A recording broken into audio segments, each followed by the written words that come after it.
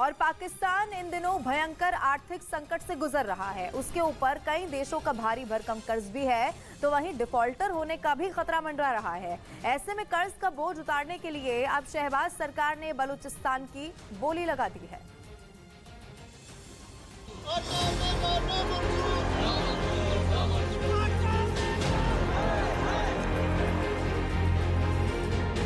कंगाल पाकिस्तान ने लगाई बलूचिस्तान की बोली।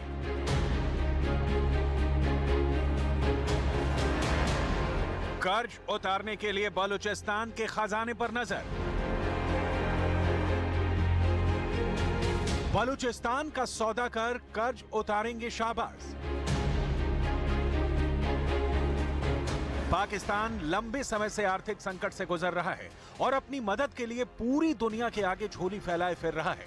इसके साथ ही पाकिस्तान पर सबसे बड़ा अचार सिर्फ खाने के लिए ही नहीं है, कमाने के लिए भी है। ये अचार के बिजनेस करके महीने के 5 लाख कमा रहे हैं। आपको भी ये करना है तो फ्रीडम ऐप को अभी डाउनलोड कीजिए। संकट खुद को डिफॉल्टर होने से बचाना है।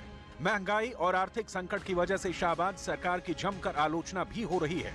ऐसे में खुद की छवि सुधारने और कर्ज का बोझ कम करने के लिए शहबाज सरकार की नजर बलूचिस्तान के खजाने पर पड़ी है, क्योंकि बलूचिस्तान प्राकृतिक संसाधनों का खजाना है। बलूचिस्तान के खदानों में इतना सोना है कि पाकिस्तान की कंगाली को दूर कर सकता है।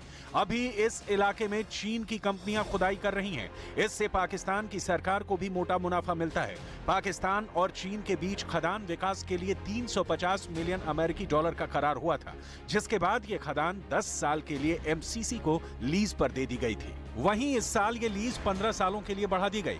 नई शर्तों के मुताबिक चीन की कंपनी पाकिस्तान की संघीय सरकार, बलूचिस्तान की सरकार, किराया, रॉयल्टी और दूसरे खर्च भी वहन करेगी।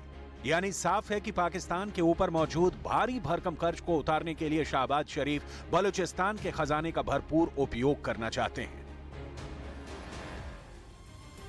तो कंगाल पाकिस्तान काफी वक्त से आर्थिक संकट से जूझ रहा है। इस बदहाली से निकलने के लिए पाकिस्तान के प्रधानमंत्री ने सारे जतन कर लिए हैं, लेकिन कोई भी नतीजा नहीं निकला। और अब आलम तो ये है कि देश में तेल गैस की कीमतें भी आसमान छू सकती हैं। दरअसल पाकिस्तान की ओर से कहा गया है कि उनके पास इस तंगी से निपटने का कोई दूसरा विकल्प नहीं है।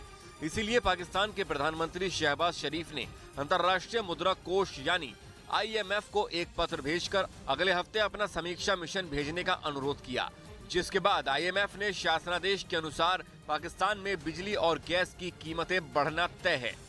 पिछले हफ्ते विश्व बैंक ने पाकिस्तान को दक्षिण एशिया की सबसे कमजोर अर्थव्यवस्था बताया है। ग्लोबल इकोनॉमिक प्रोस्पेक्टस रिपोर्ट्स की माने तो इस साल पाकिस्तान की आर्थिक वृद्धि दर केवल 1.7% रहेगी।